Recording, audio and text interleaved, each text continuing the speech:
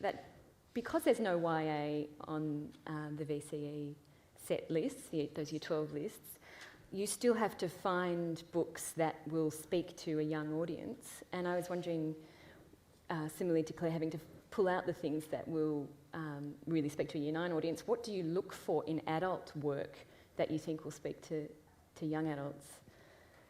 It's probably the hardest question that anyone asks me on a day-to-day basis is how do we pick the books for the VCE list? And, you know, I can give the formal answer, and we have a set of criteria and guidelines.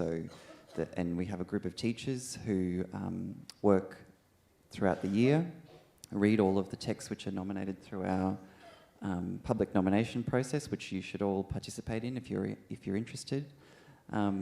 And, you know, we're looking for things like literary merit. We have this strange criteria about affirming perspectives, and that's really about not having a text list, which is a huge downer. And we look for texts which are appropriate for the diverse kind of cultural backgrounds of students. But, I mean, in terms of the question that you're asking me, it's kind of funny in terms of the classic text or the canonical text that you would typically expect to see on the list. I mean, you might say at surface level that, you know, there would be very little relevant between, you know, Jane Eyre or, you know, Persuasion or something like that to a current Year 12 audience. But, of course, there are universal themes, and I guess those universal themes are what we look for.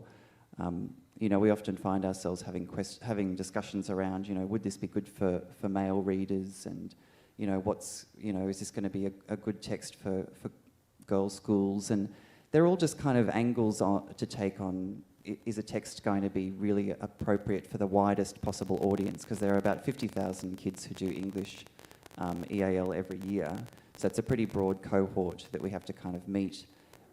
But you would know that some of those questions can kind of take you down a rabbit hole and lead you nowhere, because, you know, Du Bois really only respond to texts where there are male protagonists? Of course not. But they're things that we kind of try and grapple with as we put together a list. Yeah.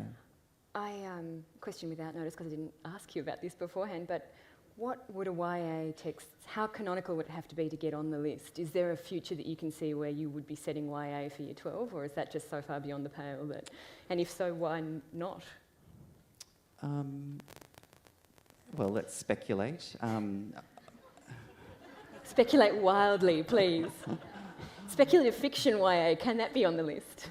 Look, I'd say genuinely no, and I think that the curriculum is kind of strangely uninterested in the label of YA, and in fact, even if you look at the F to 10 curriculum, there's no reference to young adult literature. It just asks for students to engage with literature that has merit and, you know, allows for teachers to deal with the aesthetic, you know, enjoyment, features of texts, diverse perspectives.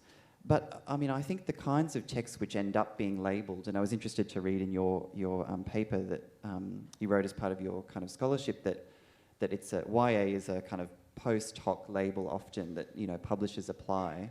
And the kinds of texts which tend to get the YA are really not dealing with the kind of mature adult themes and the depth of, maintain the depth of study, perhaps.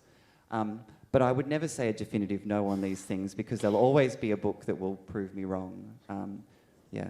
I'm waiting for that book. That will be a day when we have YA on the curriculum. And if you feel that you've got one out there, you can nominate it through our process. Excellent. And listen up to that, because I was very excited about that idea that we can all, teachers, publishers, nominate books for the list, and that the numbers have been dropping off apparently. So nominate those YA books. We might get one on there. Okay.